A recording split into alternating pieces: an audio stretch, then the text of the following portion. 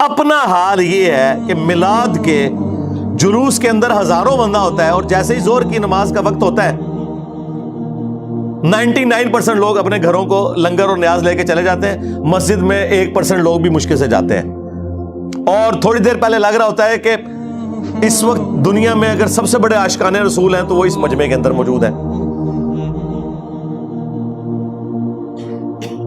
دوسری طرف 10 محرم کے جلوس کے اندر لگ رہا ہوتا ہے کہ آج اگر کوئی بھی یزید سامنے آئے گا وہ بچے گا نہیں، کیونکہ یہ عاشقان حسین نکلے ہوئے ہیں۔ اور جیسے ہی ظہر اور عصر کی نماز کا وقت ہوتا ہے اور وہ ان جلوسوں کے دوران ظہرین کی نماز پڑھاتے ہیں نا، تو 99% لوگ سائڈ پہ ہو جاتے ہیں، ساڑھے کپڑے پلید نے، پلیدو کپڑے پلید نے، مسلمان اور کپڑے پلید، اور چند لوگ آپ کو نماز پڑھتے ہوئے نظر آئیں گے۔ یہ پریکٹیکلی مسلمانوں کی حالت ہے، اور ان مسلمانوں کو قرآن کو آگ لگانے کے اوپر غصہ آ جاتا ہے، بہت اچھی بات ہے، لیکن قرآن کو آگ تو آپ لوگوں نے پریکٹیکلی لگا دی ہوئی ہے، قرآن کی کسی بات کے اوپر عمل نہیں کر رہے۔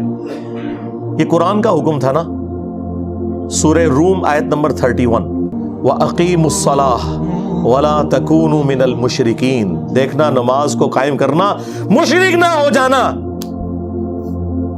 قرآن کو آگ تو مسلمانوں نے لگائی ہوئی ہے، قرآن چیخ چیخ کے کہہ رہا ہے کہ جو نماز نہیں پڑھتا وہ پاکستان کے شناختی کارڈ میں مسلمان ہے، اللہ کے ہاں وہ مسلمان نہیں ہے۔ صحیح مسلم میں یہ حدیث لکھی رہ گئی 246 کہ بندے کے کفر اور ایمان، شرک اور اسلام کے درمیان فرق ہی نماز ہے۔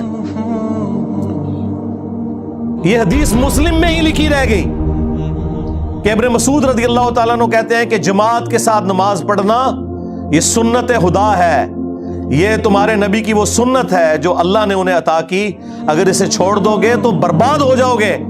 رسول اللہ کے زمانے میں اگر کوئی بیمار بھی ہوتا اور 2 بندوں کے سہارے مسجد میں آ کے نماز پڑھ سکتا تو اس کی کوشش ہوتی کہ میں مسجد میں جماعت سے نماز پڑھوں، کہیں مجھے منافق نہ شمار کر لیا جائے۔ جماعت چھوڑنے پر رسول اللہ کے زمانے میں سمجھا جاتا تھا صلی اللہ علیہ وآلہ وسلم کہ بندہ منافق ہے۔ صحابہ کرام کو، اہل بیت کو کب معلوم تھا کہ ایسی امت بھی آنے والی ہے جو آپ سے بڑا عاشق رسول ہونے کا دعویٰ کرے گی اور نماز ایک نہیں پڑھے گی؟ تو وہ کہتے یار یہ تو بڑا آسان اسلام ہے۔ تو یہ حدیثیں تو مسلم شریف میں لکھی رہ گئیں، پریکٹیکلی کس نے عمل کیا اس کے اوپر؟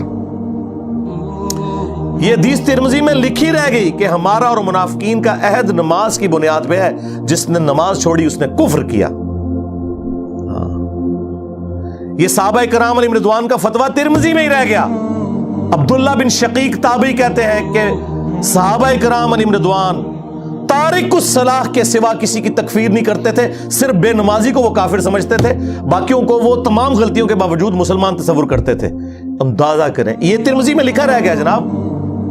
ہاں،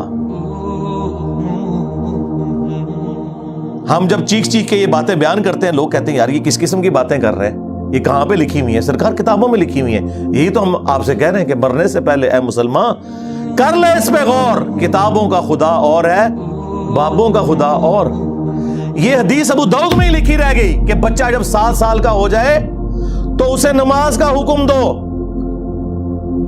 اور نہ پڑھے 10 سال کی عمر میں اسے سزا بھی دو، اور 10 سال کے بچوں کے بستر بھی الگ کر دو۔ یہ ابو داؤد میں لکھی رہ گئی حدیث۔ عمل کس نے کیا؟ یہ حدیث ابن ماجہ میں لکھی رہ گئی کہ نبی علیہ السلام نے فرمایا اے معاذ، اللہ کے ساتھ شرک نہ کرنا، خواہ تمہارے ٹکڑے ٹکڑے کر دیے جائیں، تمہیں قتل کر دیا جائے، سولی دے دیا جائے، یا آگ میں زندہ جلا دیا جائے، شرک نہ کرنا۔ یہ پہلی نصیحت۔ اسی حدیث میں دوسری نصیحت، نماز نہ چھوڑنا۔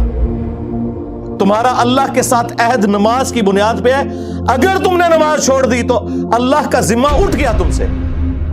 اور تیسری چیز فرمایا شراب نہ پینا، یہ تمام برائیوں کی جڑ ہے۔ تو یہ حدیثیں تو لکھی رہ گئی سرکار۔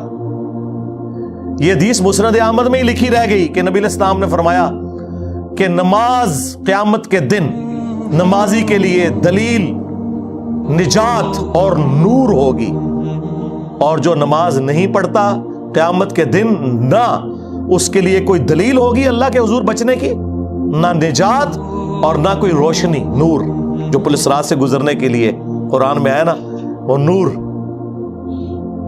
اور پھر نبی اسلام نے فرمایا کہ بے نمازی کا حشر اسی حدیث میں آتا ہے، فرعون، قارون اور حامان اور امیہ ابن خلف کے ساتھ ہوگا۔ ہاں جی، کچھ بھی ہیں تیرے محبوب کی امت سے ہیں، محبوب تو پہلے ہی بتا گئے ہیں کہ بے نمازی تیرا حشر تو فرعون کے ساتھ ہونا ہے، تیرا حشر قارون کے ساتھ ہونا ہے، امیہ ابن خلف کے ساتھ ہونا ہے۔